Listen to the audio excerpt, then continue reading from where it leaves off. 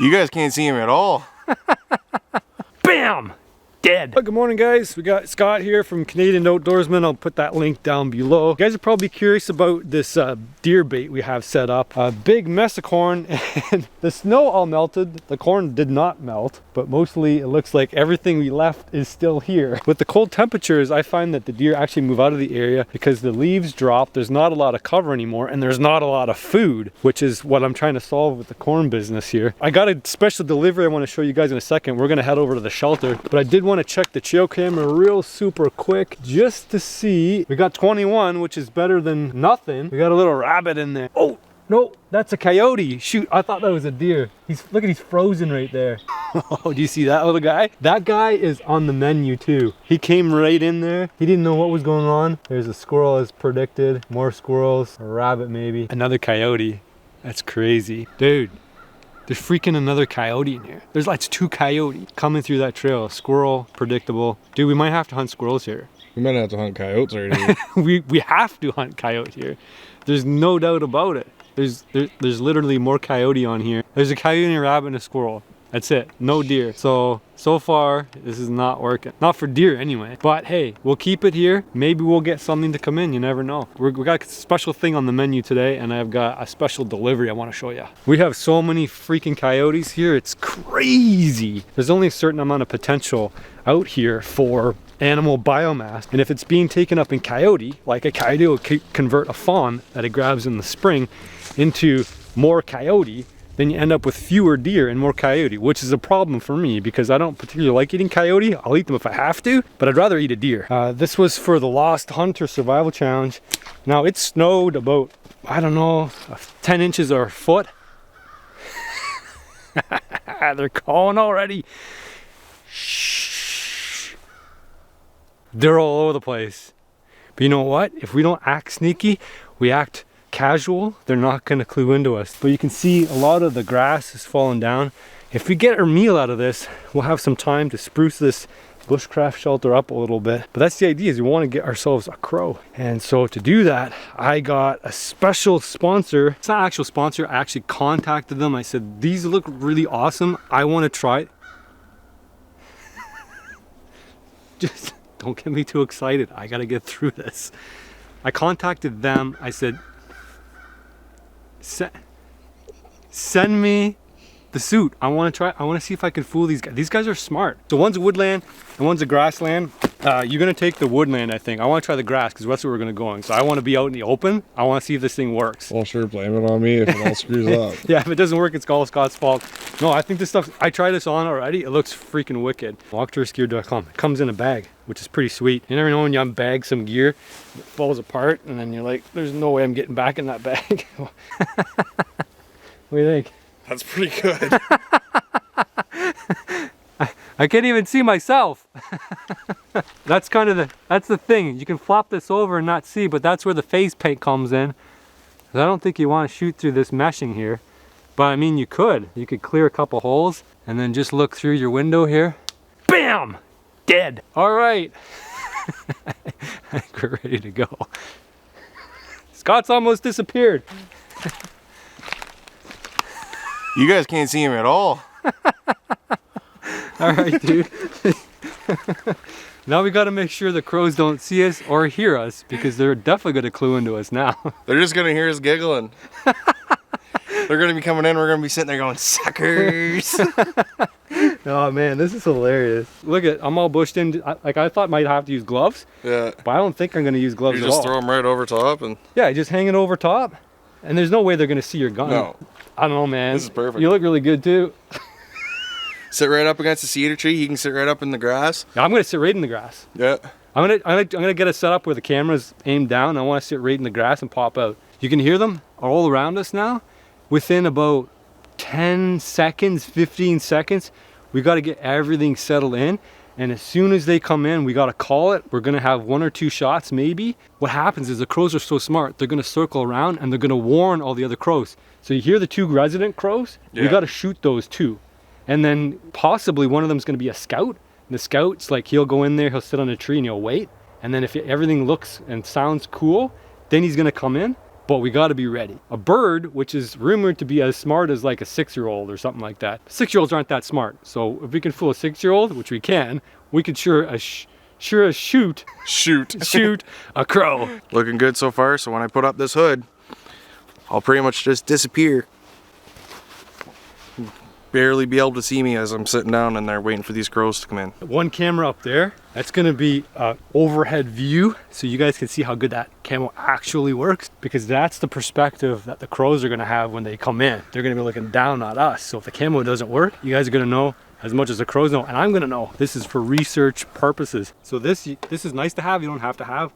It's a mojo. Flaps on a timer, goes on 2 seconds, goes off 2 seconds. I feel like a freaking Sam Squad. you actually blend right into that spruce perfectly. I can't see you there. Like I could see just a little bit of shine from your face, just a touch. No, you won't be able to see me. No, I can't see at all. Now these crows are close. Hopefully we're gonna get at least one down.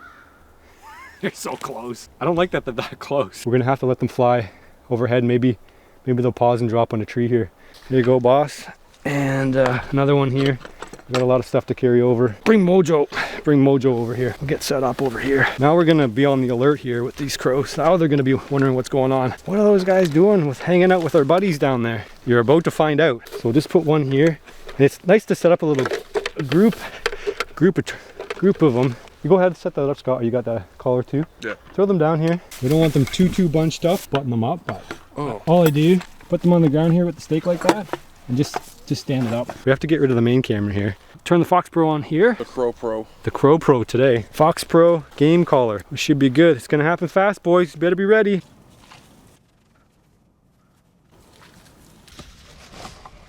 All right, guys, you ready? I don't see any crows right here. I'm way out in the open here. Got the camera up there up on the tree. Scott's right there. I don't think you guys can see him. He's bushed in there good. You ready? Yep. We're loaded.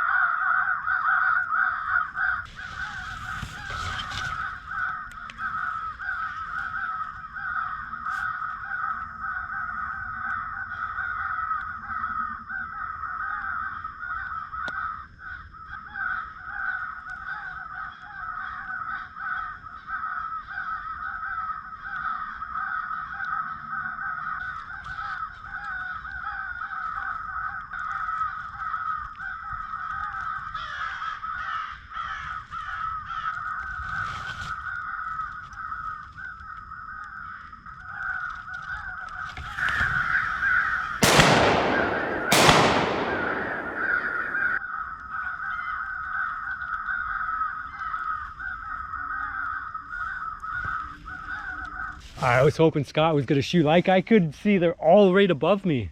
Everything was right above me. I took a shot. No idea that you were there. No, they didn't.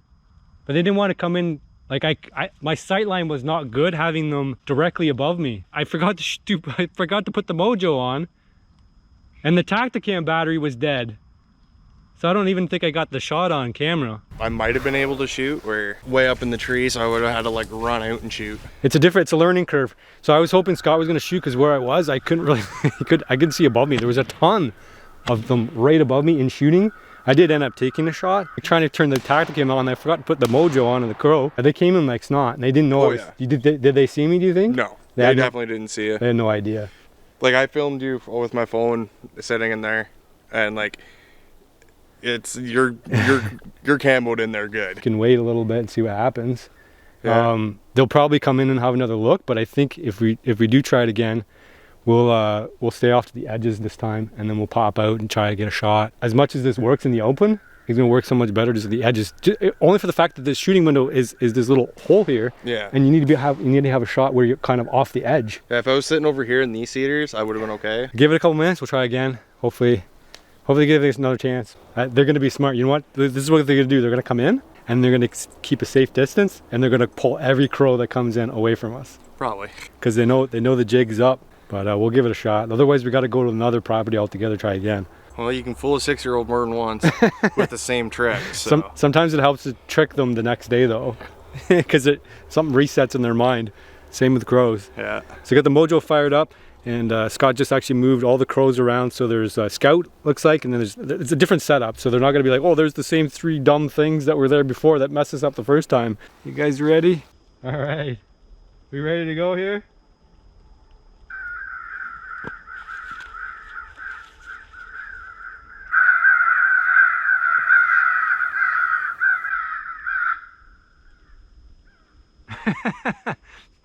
There's one guy over there. Yeah.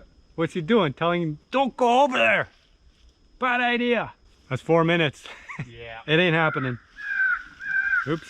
Well, that's how she goes. That's crow hunting for you boys. Screwed it up once, screwed it up forever. No, not forever. You feel like trying another spot? Might as well try a different spot on the property, or... Yeah, we gotta hoof it.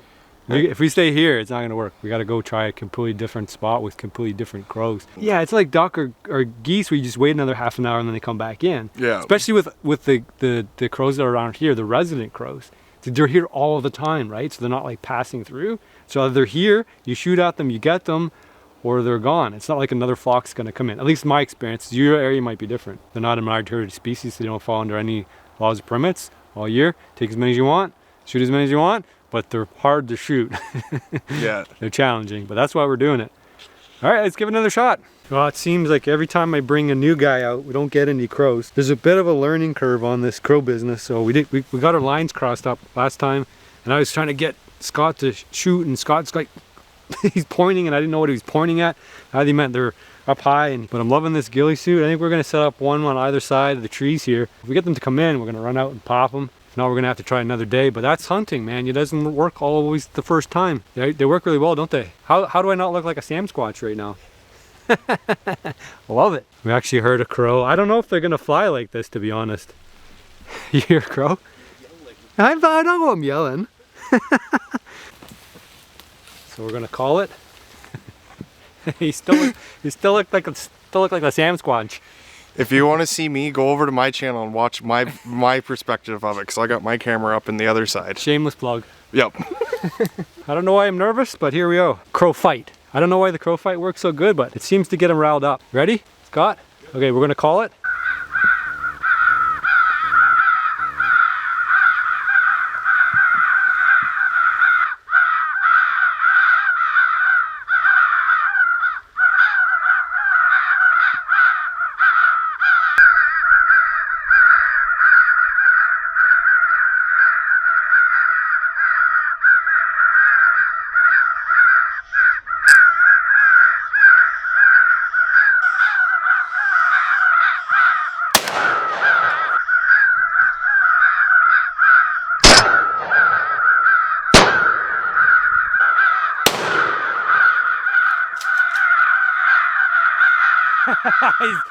I got him!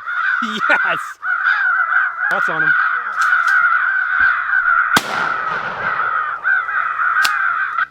Oh, there's one. Right side. Oh, he landed on a tree. I don't know if you guys can tell, but it's raining. Phew! It landed. If we wait, we might get another chance here. I can hear them. That was awesome. I'm pumped, man. I love that. Well, dude, it looks like we smoked a crow. I'm gonna go grab him real quick, just to make sure that he doesn't get away. Mojo lost a wing. What the heck, Mojo? I think they're cluing in on you. Here we go. This is the second crow I've ever shot in my life, I think. Here we go. You ever seen a crow, Scott? Have you ever seen a crow? I've seen them dead before, but... There it is. They're ugly. They're bigger than you think. Actually, this isn't a very big bird, but... I was gonna say, that's smaller than what I thought. It's a small bird. I think the last one I saw might have been a raven then, because it was a lot bigger. Yeah, no, the ravens are a lot bigger than these guys. There's a little bit of meat here. We'll make some crow poppers or something out of it. Now, I wasn't sure they were gonna come in the rain, but here we go. So you weren't looking at the one that was coming dead. It was coming 12 o'clock. So I was looking at the one that was coming towards us, and I went to go shoot him, And then you, like, there must have been one coming from the side that I didn't see. He was coming dead straight, dead nuts, 12 o'clock, straight in. I'm like, that's dude, the one I was looking at. I'm And like, then there's another one. I'm like, dude, I gotta do it. I have to pull the trigger. I mean, we could have waited a little bit longer, but you know what? If you got one crow, you take it. That's just how it goes. And they landed right in the set too. Yeah. He landed dead set. Like, that's how he was coming. He was coming straight at us. So he would probably flown right over, but that worked perfect. They didn't see me at all. No, they didn't see me either. I thought, did you notice when you shoulder your gun, you have to move everything out of the way? Yeah, that's why I had my gun, so I kept the butt of the gun against my shoulder, so all I had to do was lift up. But notice that once I get over, I'm like, oh, he saw me for sure. Yeah. And he still didn't. He still came in dead nuts. These ghillie suits were amazing. It's by far the best ghillie suits I've ever worn. I've worn them for turkey hunting. They're always bigger than you think, but this one I don't think is a big guy. It's like juvenile. It's actually a really, really cool looking bird. I have no qualms about eating crow.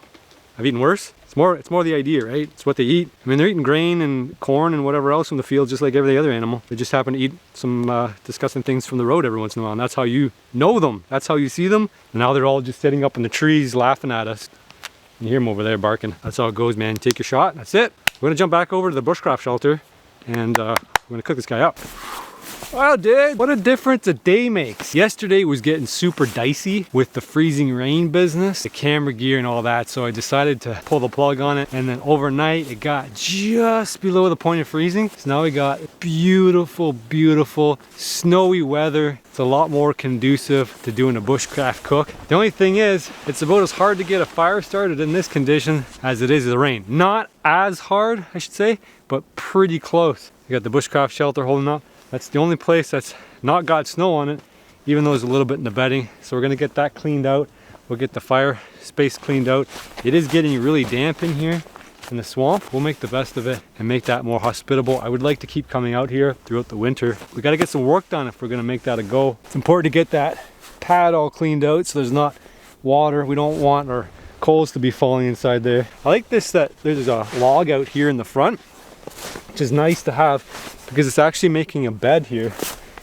And so, I don't know, you kind of feel like a little bit of a barn animal sleeping on this grass here. But, to be honest, it's pretty freaking comfortable. And the alternative is making kind of like a lean or a raised bed. It's a lot more work. And I think for a winter shelter, I think that would be probably ideal. But this ain't bad. You guys see Joe Robinette, he does lots of raised bed shelter kind of builds. And if I had a long-term spot set out for bushcraft camping, I would for sure do that, because it gets you up out of the ground. This is gonna compress. I could already feel it compressing, but I am still above the swamp water. See, everything's covered in snow. We want to get a little bit of that off, otherwise we've got to melt that snow to raise the temperature of the wood to catch the wood on fire. That's just one more impediment starting a winter fire. Water on everything. So any branch we can get up off the ground, it's gonna make our job a lot easier. I'm gonna use for tinder. I might use some of my shelter as a tinder. That grass will burn. We'll get some sticks here and get going on that. Now there's a real limited supply of tinder around here, so we're gonna go with the grass. This is the driest I could find in the shelter. There's not a lot of birch bark around here, so there's not a whole lot you could use. Use cedar bark, but that's more for bow drill fire. We're not going to do that today at all. We're going to try to break this up and try to dry it a little bit. Take some of the moisture out. It's not going to be a one-match fire. Thankfully we got lighter, as always. I just want to see if this will take a flame at all.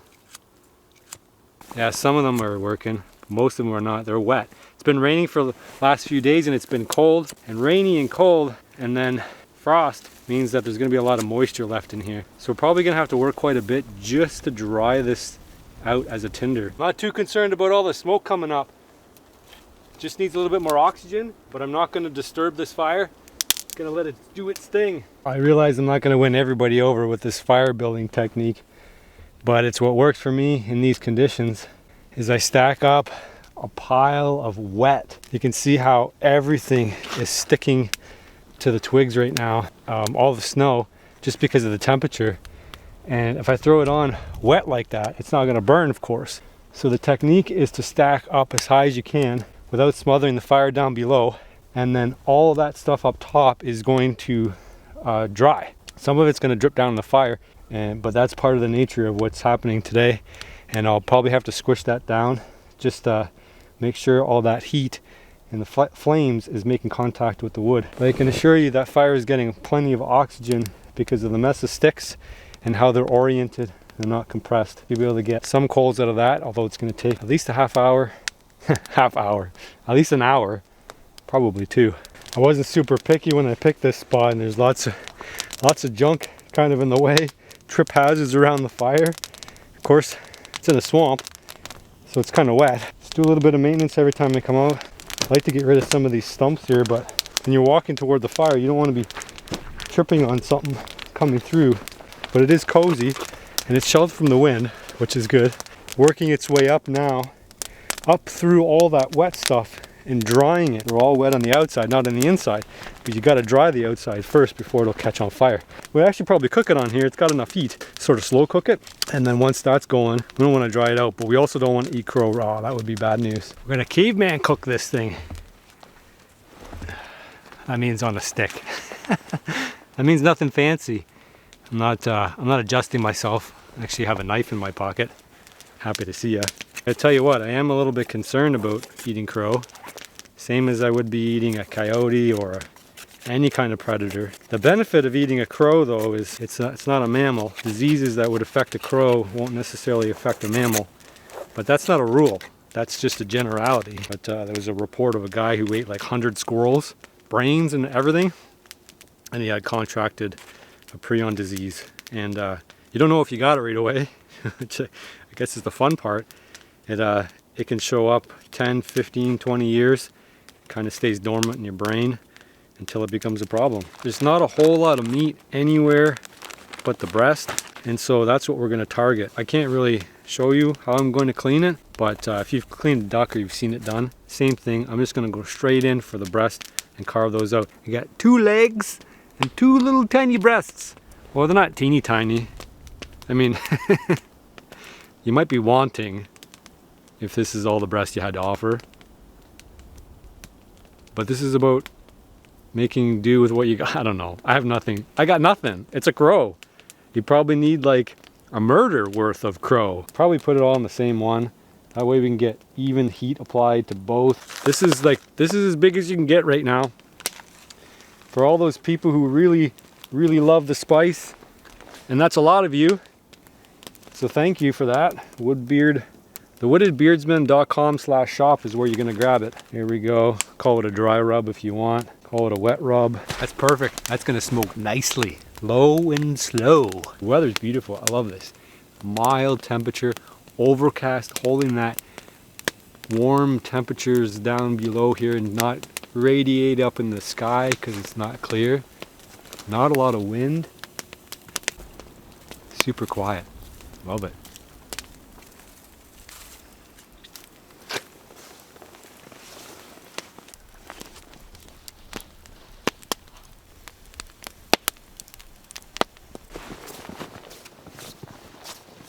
As you can see, I think the window of opportunity on this grass has closed. This stuff's buried. I'll try to take a little bit out and patch up the top of the roof and maybe spread it out as best I can. Grass is a seasonal thing, I suppose.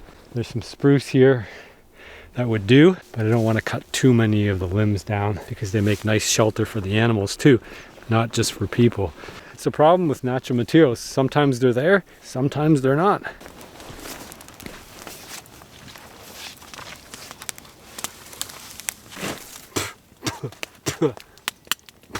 Aside from getting grass in my mouth, that's pretty comfy. I know 100% you guys are gonna ask me, what does crow taste like? I'll do my best to describe it, but the only way you're gonna know how crow tastes like, because crow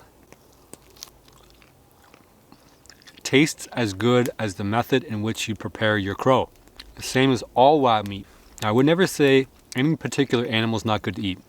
And that goes for every animal we've consumed so far, right from skunk to porcupine to all the common animals like deer, squirrel, does that count? Raccoon, possum, rattlesnake, alligator gar. I'm going to Texas, got to come back. Snowshoe hare. The thing is, some individual animals taste like garbage. That one raccoon that I ate, that bladder was so full of urine when I was cleaning it. It was spilling all over the haunches. It was absolutely disgusting. But raccoon by itself, or raccoon as a whole I should say, is not disgusting. But that raccoon was absolutely disgusting. Now Jeremy, who ate it with me, didn't think it was disgusting. He doesn't have a good sense of smell. So he couldn't smell the aroma that raccoon was giving off. Porcupine's one of those things, they've got glands in their armpits and they smell like armpit. So if you don't remove those glands and try to eat a wild animal that has those strong glands, then you're gonna taste that odor. I gotta take another bite because this stuff's good. It's a dark meat. I'd say if I had to pick an animal, it's more roast beefy, more venison-y, more mammal-y than I would say like a turkey, because it's got that heavy red meat. But there's absolutely nothing wrong with eating crow. Collect up what's left of this crow here, and we're gonna throw it in front of the trail camera on the way out. Threw the crow over here, and we got the trail camera, of course, over here. So we're gonna monitor that, see if a coyote comes in and eats those remnants. Second of all, we're gonna migrate over to another channel, the ASMR content, because I don't like having a split audience anymore. I think that's really affecting the channel and its performance. Not that it's all about the numbers, but I gotta still think about my survival on YouTube if I wanna keep doing survival in the bush. It's just a fact of life. If you guys are compelled to, you can go subscribe to this new channel. It's gonna be a collaboration with Zach Fowler and Greg Ovens. They're gonna contribute some ASMR content there. We're just gonna have the talkie talks on the Wooded Beardsman, and then we gotta get this channel busting out again. And then we're bringing back the I don't care if you subscribe or not, but that's not to say I don't appreciate having you guys along and sharing everything with me. Full stop if you watch the whole thing, and I'll catch you in the next one.